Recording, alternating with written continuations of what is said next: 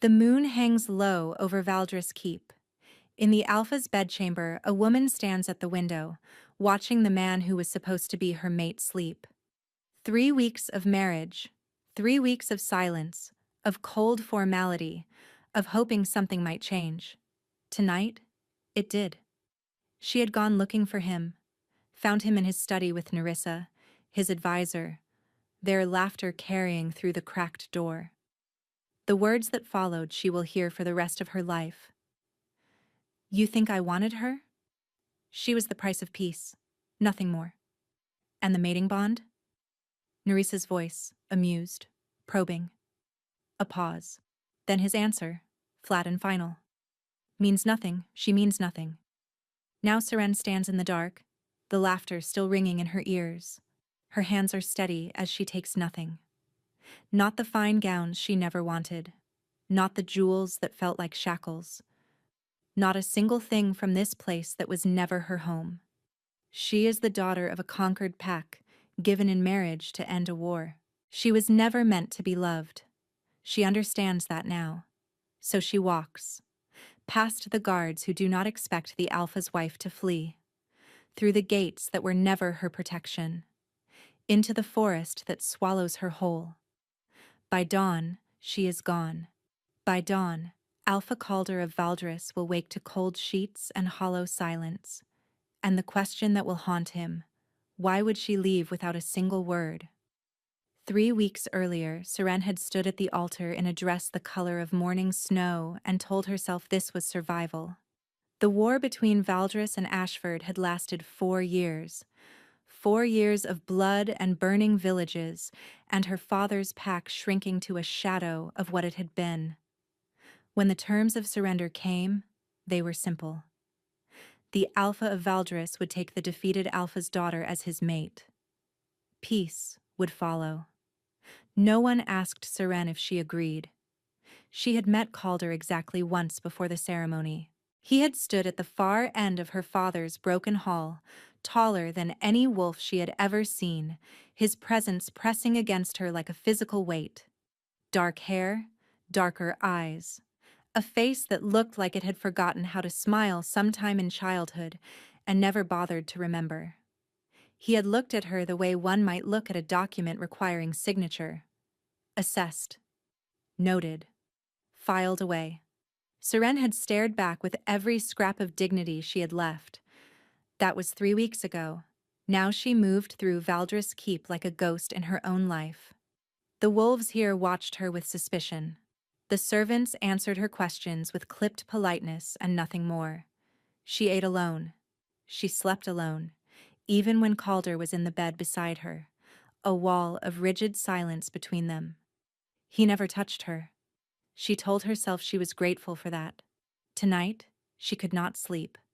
The keep was too quiet, too cold, and her wolf paced beneath her skin with a restlessness she could not name. She rose, wrapped a robe around herself, and went looking for her mate. Not because she wanted to see him, because she needed to understand why the mating bond felt like a thread pulled too thin, fragile, and wrong. She found him in his study. The door was cracked, and golden light spilled into the corridor. She heard voices, raised her hand to knock, and then she heard laughter. His laughter. Seren froze. In 3 weeks, she had never heard Calder laugh. The sound was low and brief and startlingly warm, and it hit her chest like something breaking. Then another voice. Female. Nerissa, his senior advisor. A woman with sharp features and sharper eyes who had watched Seren since her arrival with barely concealed disdain. You cannot be serious.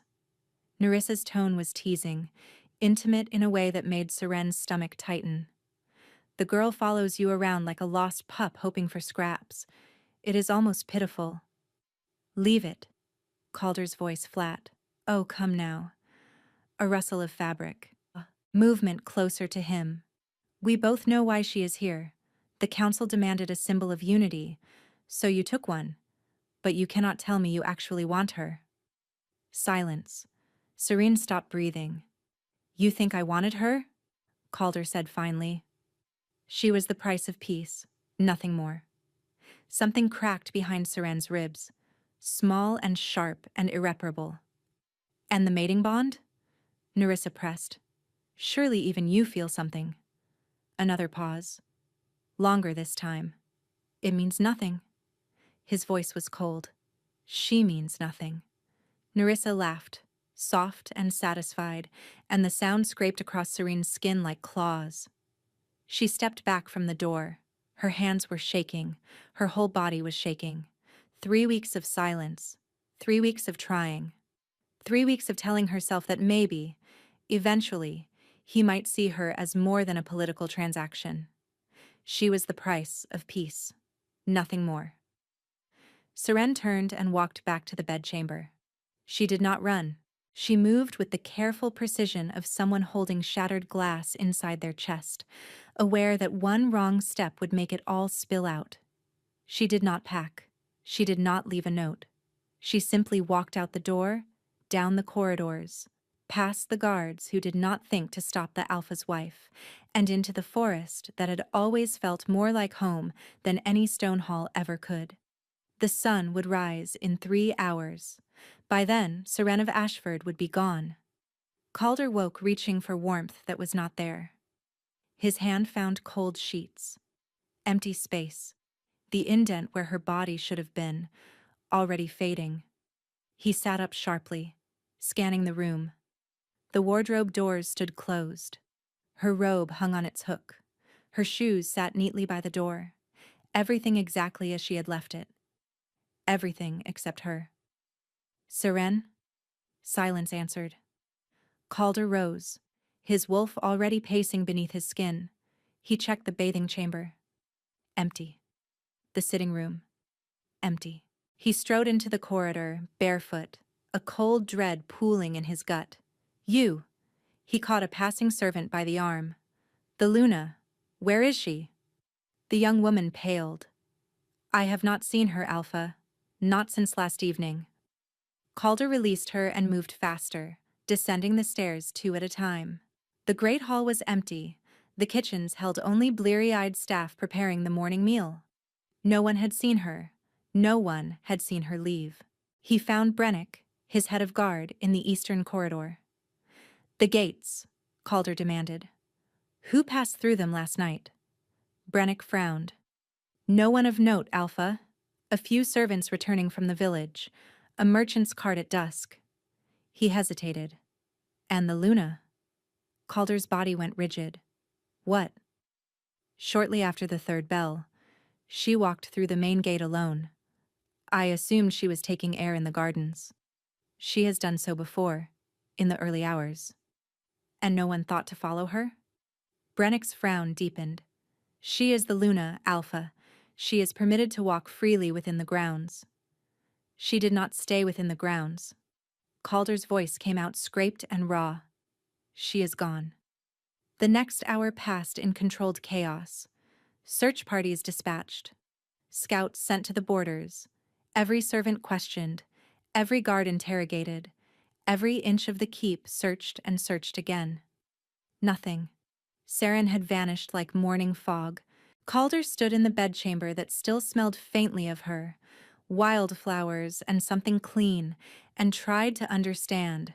She had taken nothing. Not clothes. Not coin. Not the small wooden box she kept on her vanity. The only thing she had brought from Ashford. She had walked into the forest with nothing but the robe on her back and disappeared. Why? He replayed the past weeks. The silence between them, yes. The distance he had maintained because he did not know how to do otherwise. But she had seemed accepting of it. Resigned, perhaps. Never happy, but not angry either. What had changed? His gaze fell on the desk where her brush still sat, a few strands of dark hair caught in the bristles. Beside it, a small vase of dried flowers she had gathered from the south gardens. A book of Ashford poetry, its spine cracked with rereading. She had been trying to make this place feel like home. Calder's chest tightened. A knock at the door. Brennick entered, his expression grim. We found her trail, Alpha. She headed north into the Thornwood. But the scent fades after 2 miles. She knew how to hide her tracks. Of course she did. She was Ashford born. Her people had lived in forests like that for generations. There is something else. Brennick hesitated. One of the kitchen girls. She says she saw the Luna near your study last night, shortly after the second bell. Calder froze. The second bell. Last night, at the second bell, he had been in his study with Nerissa, reviewing border reports, discussing the unrest in the Eastern Territories, and Nerissa had asked about his mate. The conversation came back to him in fragments. Nerissa's probing questions, his irritation at the intrusion, the things he had said to make her stop asking. You think I wanted her? She was the price of peace. Nothing more. He had been reciting the council's words back at her, throwing their logic in her face to make her understand that he did not need to justify his choices. But Seren. If Seren had been outside that door, if she had heard only fragments, if she had not heard the full context. The mating bond? It means nothing. He had meant that the political arrangement meant nothing compared to what a true bond could become, that he refused to reduce her to a symbol. But if she had only heard... Calder's blood went cold. She thought he did not want her. She thought she meant nothing. Alpha? Brennick was watching him carefully. What are your orders? Calder was already moving toward the door. Prepare my horse. Send word to the Northern Watch. I am going after her. The council meeting can wait. Alpha, she is a wolf of Ashford. She knows those forests better than any of our trackers. If she does not wish to be found, then I will search until I find her anyway. Calder paused at the door, something sharp and desperate clawing at his chest. He had spent 3 weeks keeping his distance because he did not know how to be the mate she deserved, because he had never learned softness, because he was terrified of breaking something precious, and in protecting himself, he had broken her instead. Brennick, Calder said quietly, who told the kitchen girl to be watching my study door? Brennick blinked. I do not understand. Neither do I. Not yet. Calder's jaw tightened. But someone wanted my wife to hear that conversation, and I intend to find out who. He strode out into the cold dawn air, his wolf howling beneath his skin. Somewhere in the thornwood, Seren was alone and hurting and believing that she was nothing. He would find her, and he would spend the rest of his life proving how wrong she was. Seren had been walking for 6 hours when she found the child. She had crossed the northern border of Valdris territory sometime before dawn, her wolf guiding her through the familiar darkness of the thornwood. These forests did not belong to Calder. They belonged to no one. Wild land between territories where the desperate and the forgotten carved out what survival they could.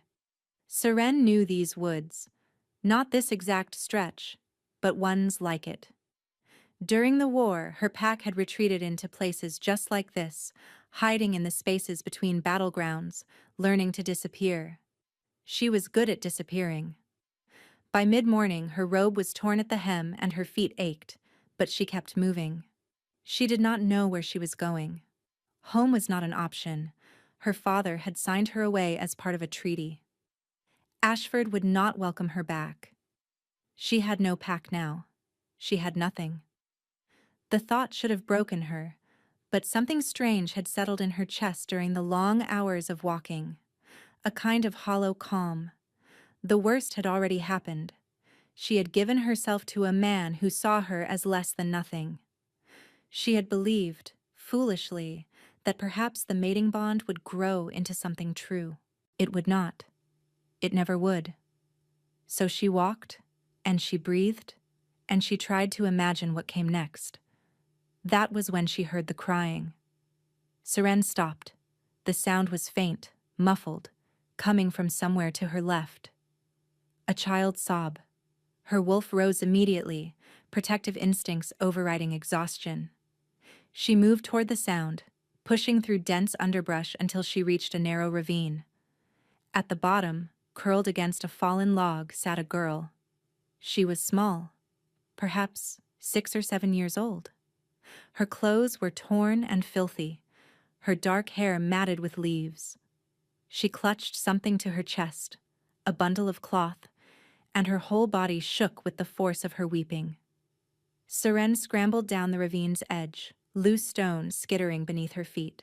The girl's head snapped up, her eyes wide and wild. For a moment she looked ready to bolt. Easy. Seren held up her hands, stopping several feet away. I am not going to hurt you. The girl stared at her, tear tracks cutting paths through the dirt on her cheeks. Her eyes were strange, one brown, one green, like mismatched gemstones set in a too thin face. Are you alone? Seren asked gently. No answer, just those wide, watchful eyes. Seren lowered herself slowly, crouching so she was closer to the child's level. My name is Seren. What is yours? A long silence. Then, so quietly, Seren almost missed it. Ren. Ren. Seren smiled carefully. That is a beautiful name. Are you hurt, Ren? The girl shook her head, then clutched the bundle tighter. Hungry, she whispered. Seren's heart clenched. She had nothing to offer. No food, no supplies. She had fled with nothing but the robe on her back. How long have you been out here alone? Ren's lower lip trembled. Mama said to wait. She said she would come back. Where is your mother now? The bad wolves. Ren's voice dropped to barely a breath. The bad wolves came. Mama told me to run. I ran, and I hid, and I waited. Her face crumpled. She did not come back. Seren closed her eyes briefly, pain lancing through her chest. She knew what bad wolves meant. Rogue packs, raiders, the kind who preyed on vulnerable travelers in the wild lands. This child's mother was almost certainly dead. How long ago, little one? Seren asked softly. How many nights? Ren held up 4 fingers. 4 nights. Alone in the thornwood. No food. No protection. It was a miracle she was still alive. Ren. Seren moved a step closer, her voice steady and calm. I know you are scared, but I am going to help you, all right? You are not alone anymore. The girl studied her with those unusual eyes, one brown and one green, assessing in a way that seemed far too old for her small face. You are sad? She observed quietly. Seren blinked. What? Your eyes. Ren pointed at her own. They look like Mama's did, after Papa went away. She paused. Did someone leave you too? The question hit like a blow. Seren swallowed hard, forcing her expression to remain steady. Something like that, she admitted finally. Ren considered this. Then she uncurled slightly, her grip on the bundle loosening. Mama used to say that sad people find each other, so they can be less sad together. Serene's throat tightened. Your mama sounds very wise. She was. Ren's voice wobbled. She was the wisest. Seren held out her hand. Come with me, Ren. We will find somewhere safe. We will find food. And then we will figure out what to do next. Together. For a long moment the girl did not move. Then slowly she reached out and took Seren's hand. Her fingers were ice cold and impossibly small. You smell like flowers, Ren said quietly. Seren huffed a surprised breath that was almost a laugh. I do? And something else. Ren tilted her head, sniffing carefully. Like the big wolves. The ones with the gold eyes. Seren frowned. What big wolves? The ones from the stone castle. Ren's grip tightened on her hand. The ones who came looking for someone. The blood drained from Seren's face. Looking for someone? She repeated carefully. When? This morning. Ren pointed back the way Seren had come. I hid in the ravine. They were calling a name. Over and over. Seren's heart began to pound. What name? Ren looked up at her with those strange, two-toned eyes. Yours, she said simply, They were calling for Seren. Calder found her scent 3 miles into the thornwood. It hit him like a blow to the chest. Wildflowers and something clean, threaded through with exhaustion and fear. He had been tracking for hours, his wolf straining beneath his skin, every instinct screaming at him to shift and run faster. But he stayed human, stayed controlled. Because if he found her in wolf form, wild-eyed and desperate, he would only frighten her more. The trail led north, deeper into the wild lands than any sensible wolf would venture alone. She had not been running blind. The path she had chosen was deliberate, winding through dense underbrush that would confuse lesser trackers, crossing streams to break her scent. She had been trying not to be found. That knowledge sat in Calder's chest like a stone. He pushed forward, his scouts fanning out behind him. Brennick had wanted to come, but Calder had ordered him to remain at the keep. Someone needed to watch Nerissa. The thought of his advisor made his jaw tighten. Something was wrong. He could feel it in his bones. The kitchen girl who had seen Seren outside his study. The timing of Nerissa's questions. The way she had pressed and pressed about the mating bond until Calder had snapped and said things he did not mean.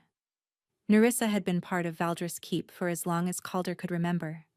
She had served his mother first, then remained after his father's death, becoming indispensable to Calder himself. She was efficient, intelligent, and invaluable to the running of the territory. But lately, something had shifted. Small things. The way she stood too close.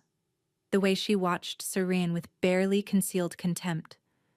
The way she had laughed, soft and satisfied, when Calder had spoken those damning words. He did not want to believe it, but he could not ignore it either. The scent grew stronger. Calder quickened his pace, heart pounding. She was close. He broke through a wall of thorn bushes and stopped dead. A narrow ravine cut through the forest floor.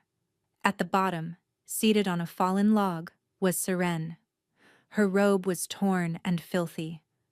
Her dark hair hung loose around her face. She looked exhausted and hollow, and so painfully beautiful that Calder forgot how to breathe.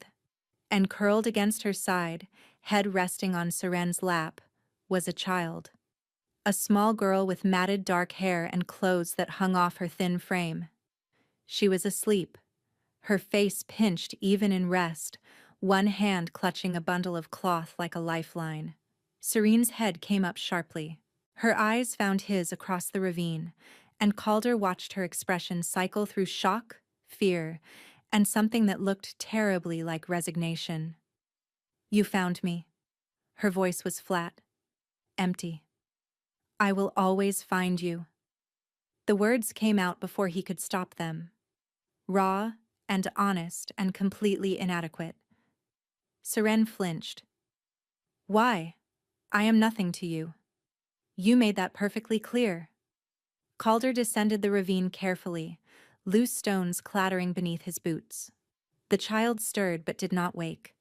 Up close he could see how thin she was, how young, how fragile.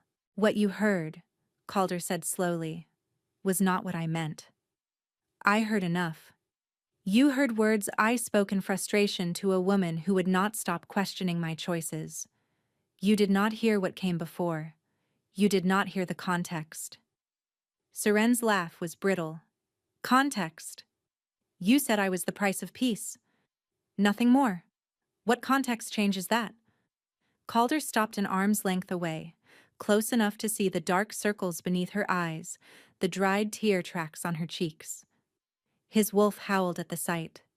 "I was repeating the council's words back to Nerissa," he said quietly.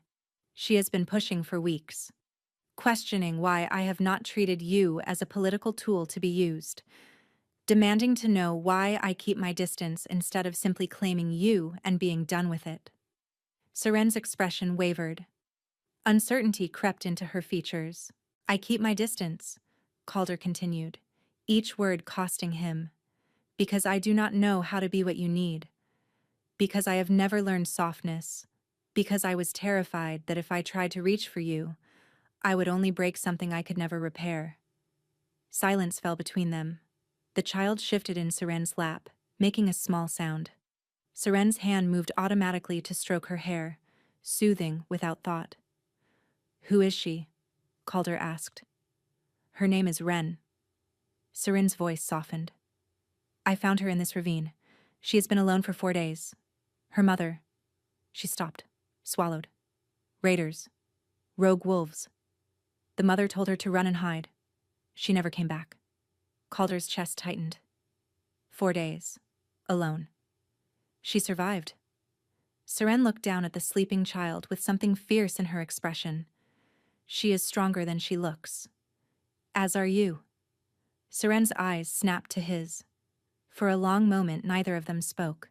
Then, quietly, "I cannot go back to being invisible, Calder. I cannot return to that keep and pretend I do not exist while everyone watches and waits for me to fail. You were never invisible to me. Then why did you never speak to me? Why did you never once, in 3 weeks, ask me a single question about who I am or what I want, or whether I was happy?"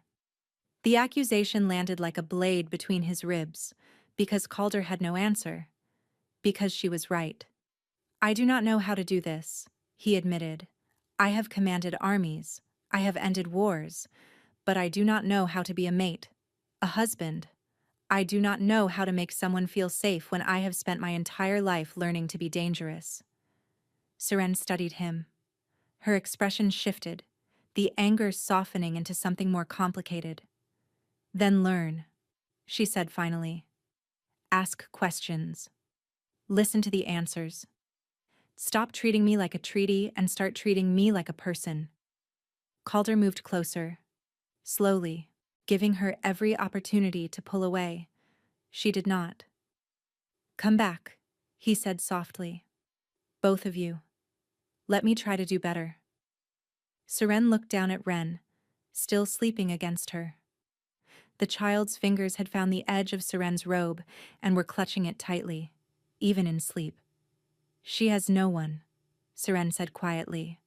"I will not leave her." "I would not ask you to." Something fragile passed between them, the first thread of something that might, eventually, become trust. Then Ren's eyes opened. She looked up at Calder with those odd-colored eyes, and her face went very still. "I know you," she whispered. Calder frowned. "We have never met, little one." "Your picture." Ren sat up slowly, her gaze fixed on his face. "Mama had a picture. She said you were the wolf who owed her a debt." The blood drained from Calder's face. "What was your mother's name?" he asked carefully. "Marin." Ren clutched her bundle tighter. "Her name was Marin." Calder's world tilted. He knew that name. He knew it because 3 years ago, in the worst battle of the war, a healer from Ashford had dragged him from a burning field and stitched his wounds closed while enemy wolves hunted them both. She had saved his life, and he had promised to protect her. Seren watched the color drain from Calder's face and knew, with sudden certainty, that everything was about to change. "You knew her mother." It was not a question. Calder did not answer immediately. He was staring at Ren with an expression Seren could not name. Shock. Guilt. Something that looked almost like grief. 3 years ago," he said finally, his voice rough. "The Battle of Thornfield. I was injured, separated from my wolves. There was a healer." He paused. "Marin. She found me in the wreckage. She should have left me to die. I was the enemy. Instead, she spent 3 days keeping me alive until my scouts found us." Ren's eyes had gone very wide. "Mama never told me that story." "She would not have. She made me promise to keep it secret. If her own pack knew she had saved the Alpha of Valdris." Calder shook his head. "It would have been considered treason." Seren's mind raced. A healer from Ashford. Her pack. She tried to remember if she had ever known a woman named Marin, but the war had scattered so many families. So many had been lost. You promised to protect her, Seren said slowly. But she is dead. The raiders were not random. Calder's jaw tightened. Marin knew things. She tended my wounds for 3 days. I was feverish. Delirious. I do not know what I told her, but... He stopped. His hands curled into fists at his sides. Someone may have wanted her silenced. The implication settled over Seren like ice water. You think someone from Valdris sent those wolves? Calder did not answer, which was answer enough. Ren stopped moving entirely, her small face pale. The bad wolves, she whispered. They were not just raiders? I do not know yet. Calder crouched so he was closer to her level. But I am going to find out. And whoever is responsible will pay for what they did to your mother. I swear it. Something flickered in Ren's eyes. Not quite trust, but not fear either. Mama said you would come, she said quietly. She said if anything ever happened to her, I should find the wolf with the gold eyes. She said you owed her a life. Calder flinched like she had struck him. She was right. They made camp as the sun began to set. Calder sent his scouts back to the keep with orders to prepare rooms and say nothing of the child to anyone. Seren did not miss the sharp look he gave when he mentioned Nerissa's name. The night was cold. Calder built a fire while Seren settled Ren against a fallen log, wrapping her in the cloak one of the scouts had left behind. The child was exhausted but fighting sleep, her eyes tracking Calder's every movement. You do not like him, Seren said quietly. Ren considered this. I do not know him. Mama said he was honorable, but she also said wolves from the stone castle could not be trusted. Your mother was wise. She was. Ren's voice wavered. I miss her. Seren pulled the child closer, letting Ren's head rest against her shoulder. I know. I know you do. Across the fire, Calder sat motionless, staring into the flames. The firelight carved shadows across his face, deepening the hollows beneath his eyes. He looked haunted, exhausted, human in a way Seren had never seen him before. You should sleep, she said. His eyes lifted to hers. So should you. I will. When she does. Seren nodded at Ren, whose breathing was finally beginning to slow. Silence stretched between them. Not comfortable, but not hostile either. Something in between. I should have looked for her. Calder's voice was barely above a whisper. Marin. After the war, I should have made sure she was safe. You did not know. I should have. His hands tightened on his knees. I made a promise. I broke it. And now her daughter is an orphan because I failed to keep my word. Seren studied him across the flames. 3 weeks of marriage, and this was the most honest he had ever been with her. This raw, painful confession offered not to earn forgiveness, but simply because he could not carry it alone anymore. You cannot change what has already happened, Seren said carefully, but you can change what happens next. Calder looked at her. Really looked. And for the first time, Seren felt like he was actually seeing her. Come back to Valdris, he said. Not as a symbol, not as a treaty bride. Come back and help me find out who killed Marin. Help me protect her daughter. Help me... He stopped, his jaw working. Help me be better than I have been. Seren did not answer immediately. She looked down at Ren, now deeply asleep against her shoulder. This child who had lost everything, who had survived alone in the wilderness for 4 days, who still had hope, despite everything, because her mother had taught her that some wolves kept their promises. If I come back, Seren said quietly, things have to change. You have to actually talk to me. Include me. Stop treating me like a piece of furniture that happens to share your bed. I will. And the child stays with us. She is not being handed off to servants or sent to some distant relation. She stays. She stays. Seren met his eyes across the fire. The flames reflected in them, turning the dark brown almost gold. Then I will come back. Something eased in Calder's expression. Not a smile. He did not seem capable of those, but a loosening of the tension that had held him rigid since he had found her in the ravine. Thank you, he said quietly. Serene did not respond. She was not ready to accept his gratitude. Not yet. But she was willing to give him a chance to earn it. That would have to be enough. They slept in shifts, Calder taking the first watch while Seren dozed with Ren curled against her. Sometime past midnight she woke to the sound of labored breathing. Calder was on his feet, his back to the fire. His whole body was rigid, trembling with fine tremors that ran through him like waves. Calder? He did not respond. His head was bowed, his hands pressed flat against a tree trunk. Even from here, Seren could see his claws extending and retracting, his wolf fighting to break free. She rose carefully, settling Ren back against the log, and approached him slowly. Calder, what is happening?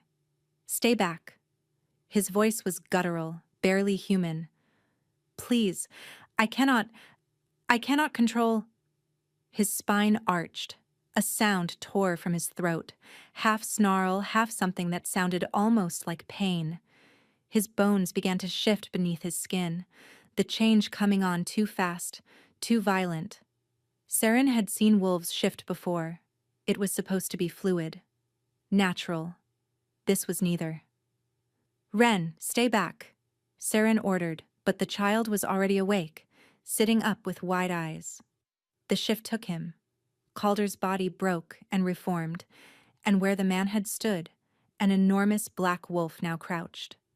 But the wolf was not right. Its movements were jerky, uncoordinated. Its eyes rolled wildly, unseeing. It looked like something trapped inside its own body. No! Ren scrambled to her feet. No, no, no. This is what happened to Mama. Serene's blood went cold. What? Before the bad wolves came? Ren's voice was high and frightened. One of them did this. He changed wrong. He was in pain, and then... She pressed her hands over her ears. And then they all came. The wolf snarled, pacing in a tight circle, claws gouging deep furrows in the frozen ground. And somewhere in the distance, Seren heard howling. Other wolves, coming closer. He was drowning inside his own skin. The shift had come on without warning, a tidal wave of sensation that had torn through every defense he had built over 20 years of control. His wolf was wild, frantic, clawing at the inside of his skull like a caged animal. This was not natural. He knew that, even as his thoughts fragmented and scattered. He had experienced episodes before, brief flares of instability that his mother had always attributed to his father's bloodline. A flaw in his nature, something broken that could not be fixed, only managed. But this was worse. This was so much worse. Through the haze, he caught fragments. Seren's face, pale and frightened. The child clutching Seren's hand, howling in the distance, growing closer.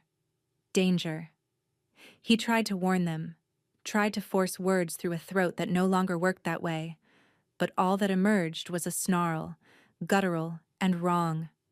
Then small hands touched his muzzle. Ren. The child had crossed the clearing without fear. She stood before him, impossibly small, her eyes fixed on his with an intensity that cut through the madness like a blade. Mama taught me this, she said softly. When the sickness comes, you have to breathe. She pressed her forehead against his snout. Her scent washed over him, young and clean and threaded with something else, something that smelled like wildflowers, like Serene. Breathe, Ren repeated, in and out, like the tide. He did not understand how it worked, did not understand why this child's touch could reach him when nothing else could. But the chaos in his skull began to quiet. The wolf stopped thrashing. The frantic energy drained away, leaving exhaustion in its wake. That is better. Ren stroked his muzzle gently. Mama always said the sickness was not real. She said someone put it there, like a splinter in your mind. A splinter. The word echoed through Calder's thoughts as the shift reversed, and he found himself on his knees in the frozen dirt, gasping for air. Calder. Seren was beside him, her hand on his shoulder. Calder, can you hear me? The howling. His voice scraped like gravel. Other wolves. How close? They stopped. Seren's expression was grim. The moment Ren touched you, they stopped. They were circling the camp. Now they are gone. Calder's jaw tightened. Watchers. Nerissa's wolves.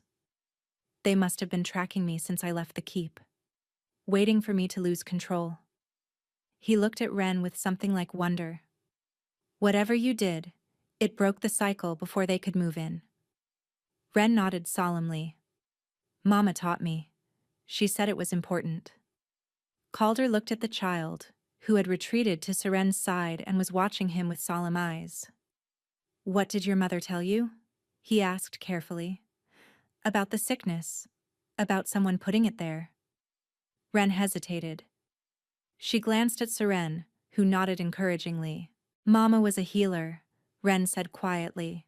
She knew about plants, about poisons. She said some wolves use bad medicine to make other wolves sick, to make them do things they would not normally do. Poison. The word landed like a stone in still water. She said she found it once.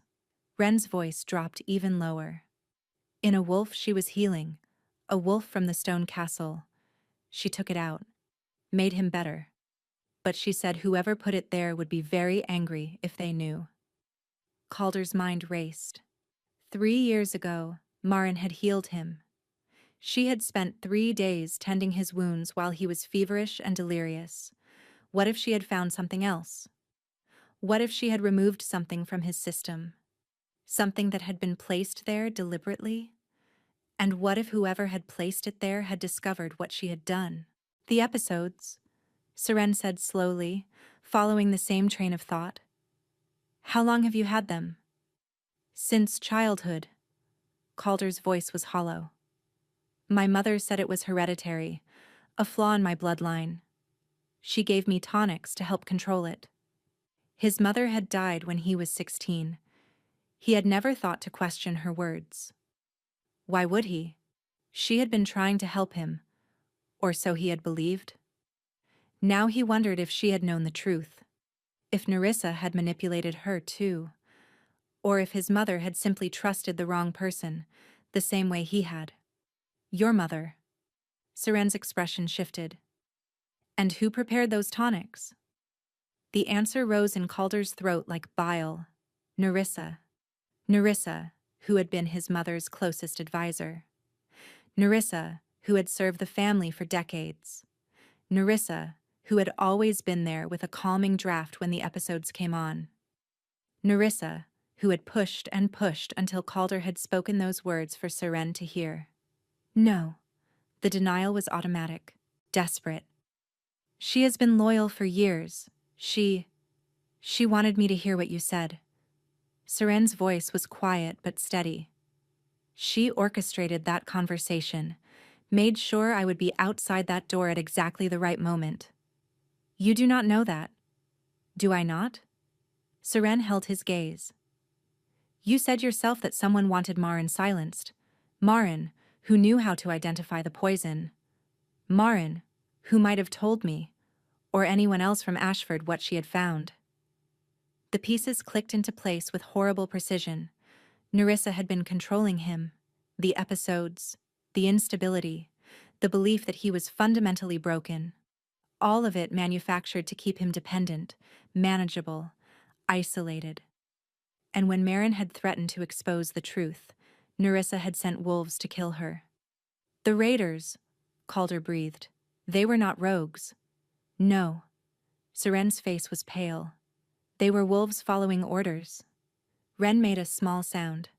When Calder looked at her, her eyes were filled with tears. The lady with the sharp face, Ren whispered. She came to our village once, before the bad wolves. She talked to Mama alone. Mama was scared after. She told me to memorize the path to the stone castle. She told me that if anything happened, I had to find the wolf with the gold eyes. Her voice broke. She knew. She knew they were coming. Calder's chest felt like it was caving in. Maren had known she was going to die. She had prepared her daughter, sent her toward the one person who owed her a life debt. And Calder had failed her. Failed them both. "This is not your fault." Seren's voice cut through his spiral. "You did not know. You were being manipulated, poisoned, controlled. I should have seen it." "How? You were raised to believe the sickness was part of you. You had no reason to question it." Calder looked at his hands. They were steady now.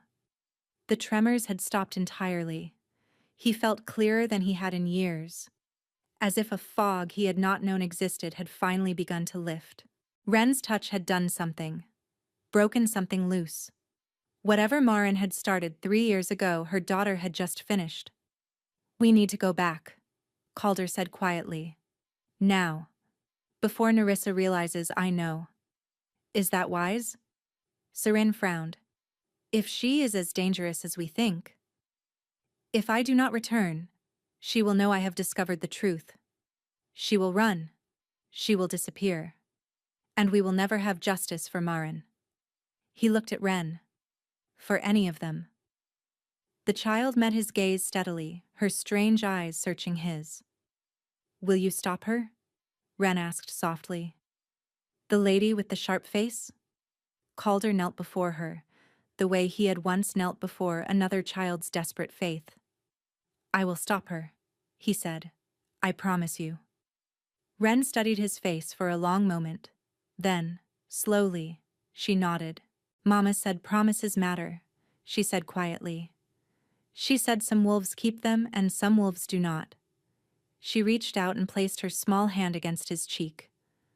"I think you are the kind who keeps them." Calder's throat tightened. He had failed Maren. He had failed Seren. He had spent years believing he was broken when in truth he had been broken deliberately, shaped into a weapon by the very person he trusted most. But he was not broken anymore, and he would tear down everything Nerissa had built, stone by stone, until nothing remained. "We move at dawn," he said. "And when we reach Valdris, we end this."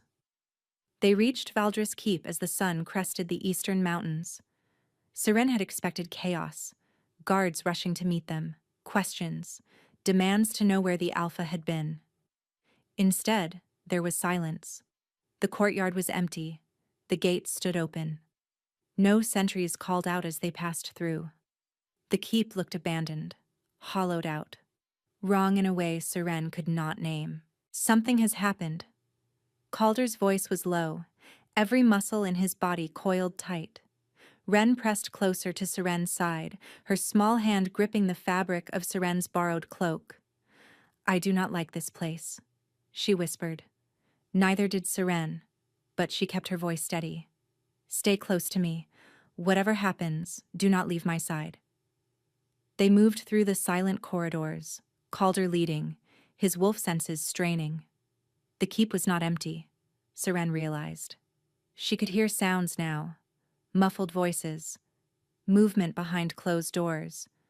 But no one emerged. No one challenged them. It was as if the entire household was holding its breath. They found Brennick in the great hall. He was on his knees in the center of the floor, his hands bound behind his back. Blood dripped from a gash above his eye. Around him stood a ring of guards, but they were not Calder's guards. Their armor bore different markings. Their eyes were cold and flat and wrong. And standing at the head of the hall, on the dais where the Alpha's chair sat empty, was Nerissa. "Ah." Her voice carried across the stone like a blade on silk. "You came back. I had hoped you would run farther. It would have made this so much cleaner." Calder stopped at the entrance, his body blocking Seren and Ren from view. "What have you done?" "What I should have done years ago." Nerissa descended the dais steps slowly, her movements deliberate. "Your father was weak, sentimental. He could not see what this pack needed, but I could. I shaped you, Calder. Every episode, every moment of instability, every time you doubted yourself, I was there, reminding you that you were broken, that you needed me. The tonics. Calder's voice was hollow. You were poisoning me, controlling you. Nerissa smiled. There is a difference. The poison kept you unstable, dependent, convinced that without my guidance you would lose yourself entirely. It was elegant, really. You never questioned it. Never wondered why the episodes only came when I wanted them to. Behind Seren, Ren made a small sound. Seren pressed her hand over the child's, silently urging her to stay quiet. And Marin? Calder demanded. The healer who saved my life? Nerissa's expression flickered. Annoyance. An inconvenience. She recognized the markers in your blood. If she had told anyone what she found... She waved a hand dismissively. It had to be handled. You sent wolves to murder her. Serene's voice cut through the hall, sharp and furious. A healer. A mother. You slaughtered her and left her child to die alone in the wilderness. Nerissa's gaze shifted to Seren, and something ugly moved behind her eyes. The Southern bride speaks. How touching. I had hoped you would stay gone, girl. It would have been easier for everyone. Easier for you. Yes. Nerissa did not bother to deny it. With you gone, Calder would have had no choice but to turn to me. The pack would have accepted it eventually. A disgraced mate who fled in the night versus a loyal advisor who had served for decades. The choice would have been obvious. You wanted to be Luna. The realization hit Seren like a blow. All of this, the manipulation, the poison, you wanted to take my place. I wanted what was mine. Nerissa's composure cracked, revealing something raw beneath. I have given my life to this pack. I have sacrificed everything. And what did I receive? Gratitude? Recognition? No. I received a conquered princess who did not even want to be here. She spat the words. You did not deserve him. You never did. And murder made you deserving? Calder stepped forward, his voice dropping to something dangerous. Poisoning your alpha? Killing innocents? Betraying every oath you ever swore? I did what was necessary. Nerissa raised her hand, and the guards around Brennick moved, their formation shifting to surround Calder. Just as I am doing now. These wolves are not Valdris. No. They are loyal to me. Have been for years. You never noticed, did you? Too busy fighting wars. Too busy doubting yourself. You never thought to question who was truly in control. Seren's heart pounded. She counted the guards. 8. All armed. All positioned to cut off any escape. They were trapped. Let them go. Calder's voice was steady despite everything. The woman. The child. They have nothing to do with this. Your quarrel is with me. My quarrel is with everyone who stands in my way. Nerissa's gaze found Ren, still half hidden behind Serene's skirts. Including the healer's brat. She knows too much. Her mother taught her too well. A cold smile. And that servant girl outside your study? Mine. I needed your little treaty bride to hear exactly what I wanted her to hear. It was almost too easy. She raised her hand again. It ends here. All of it. She lifted her hand to give the order, and Ren stepped forward. You killed my mama. The words rang through the hall, clear and sharp. Every guard froze. Even Nerissa paused, something flickering across her face. Ren walked into the open space between them, impossibly small, impossibly brave. Her eyes were fixed on Nerissa with an intensity that made the air feel heavy. She told me about you, Ren continued, her voice steady despite the tears tracking down her cheeks. The lady with the sharp face. She said you were sick. Not like the alpha. A different sickness. The kind that rots you from the inside out. Child. Nerissa began. She said people like you are afraid. Ren took another step closer. That is why you hurt others. Because you are so scared of being small that you have to make everyone else smaller. Nerissa's composure shattered. Enough! She lunged forward, her hand closing around Ren's arm. Seren screamed. Calder moved, but it was Brennick who acted first. Despite his bonds, despite his injuries, he threw himself sideways, slamming into the guards nearest him. The formation broke. Chaos erupted. Seren ran for Ren, but Nerissa was already dragging the child backward, a blade appearing in her hand, pressing against Ren's throat. Stop! Nerissa's voice was ragged now, the mask gone entirely. Stop, or I will open her throat. Everyone froze. Ren did not cry, did not struggle. She simply looked at Nerissa with those strange eyes and said very quietly, "You are going to die tonight." Nerissa laughed, high and brittle. Am I? Yes. Ren's voice was eerily calm. Mama told me, before she went away. She said the lady with the sharp face would come for me eventually. And she said when that happened, the wolf with the gold eyes would keep his promise. Nerissa's grip tightened. Your mother was a fool. No. Ren smiled, small and sad and certain. She was never wrong about anything. The blade pressed harder, and Calder shifted. It happened faster than Seren could track. One moment he was human. The next, an enormous black wolf was launching across the hall, jaws aimed at Nerissa's throat. The blade slashed downward. Blood sprayed, but not Ren's blood. Calder's wolf had put himself between them. The blade had caught him across the chest, a deep gash that ran from shoulder to ribs. He collapsed, the shift reversing violently, leaving him human and bleeding on the stone floor. No! Seren was running before she knew she had moved. She fell to her knees beside him, her hands pressing against the wound, blood welling between her fingers.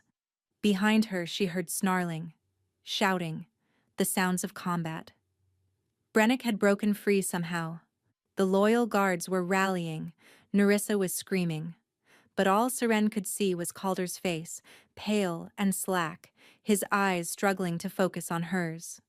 Ren, he managed. Is she? She is safe. Seren's voice broke. You saved her. You kept your promise. But you have to stay with me now. Do you understand? You have to stay. His hand lifted, trembling, and found her cheek. Seren, do not say goodbye. Tears spilled down her face. Do not you dare say goodbye to me. Not goodbye. His thumb brushed across her cheekbone, leaving a streak of blood. Just sorry. For all of it. For everything I should have said. Then say it now. Seren pressed harder against the wound, willing the bleeding to stop. Say it and stay alive to mean it. His eyes were drifting closed. I love you. The words were barely a breath, and then he went still. The next 3 days existed outside of time. Seren did not leave Calder's bedside. She ate when Ren brought her food. She slept in the chair beside his bed, waking at every shift in his breathing. She held his hand and talked to him even when he could not hear her, because the alternative was silence, and silence felt too much like death. The healers were cautiously optimistic. The blade had missed his heart by inches. The blood loss had been severe, but not fatal. His wolf was fighting to heal him, slowly knitting together what had been torn apart. But he did not wake. Brennick came on the second day, his arm in a sling, his face still bruised from the fight. Nerissa is in the cells. He reported quietly. The wolves who served her have been detained. The council is unsettled. But they will hold until the Alpha recovers. When he recovers, Seren corrected. Brennick hesitated, then nodded. When? Ren was the only one who did not seem afraid. She sat at the foot of Calder's bed each evening, her legs crossed and her strange eyes watchful. She did not cry, did not fidget. She simply waited with the patience of someone who had already learned that waiting was sometimes all you could do. "He will wake up," she told Seren on the third night. "Mama said some wolves are too stubborn to die. I think he is one of those." Seren almost laughed. Almost. "How do you know?" "Because he promised." Ren said it simply, as if it were the most obvious thing in the world. "He promised to keep me safe. He has not finished keeping that promise yet, so he cannot die." Seren looked at the child, this strange, fierce girl who had lost everything and still believed in promises. "Your mother raised you well," Seren said softly. Ren's expression flickered. Grief quickly contained. "She raised me to survive. I think that is the same thing." On the fourth morning, Seren woke to the feeling of fingers moving in her hair. She lifted her head sharply. Calder's eyes were open, dark and tired but unmistakably aware. His hand was tangled in her hair where it had spilled across the bed, and he was looking at her like she was the only thing in the world that mattered. "You stayed," he said. His voice was a wreck, barely sound at all. "Of course I stayed." Serene's eyes filled before she could stop them. "You impossible man. You stubborn, reckless, impossible." He pulled her down and kissed her. It was clumsy and desperate and tasted like tears, and it was the most honest thing that had ever passed between them. When they finally broke apart, Seren was shaking, and Calder's hand was cupping her face like she was something precious. "I meant it," he said quietly. "What I said before. I love you. I should have told you sooner. I should have told you every day." "Yes." Seren pressed her forehead against his. "You should have, but you are going to make up for it now. You are going to tell me every day for the rest of our lives until I am thoroughly sick of hearing it." The corner of his mouth twitched. Almost a smile. "That sounds like a threat." "It is a promise." A small sound came from the foot of the bed. They both turned to find Ren sitting up, her eyes bright, her expression caught between hope and uncertainty. "You are awake," she said quietly. "I am." Calder held out his hand to her. "Come here, little one." Ren climbed carefully up the bed, mindful of his injuries, and settled against his uninjured side. Calder's arm came around her, holding her close. "I kept my promise," he said. "I know." Ren pressed her face against his shoulder. "I knew you would." Seren watched them together and felt something crack open inside her chest. Something that had been broken for a very long time finally beginning to heal. "She cannot go back to the village," Seren said quietly. "There is nothing left for her there."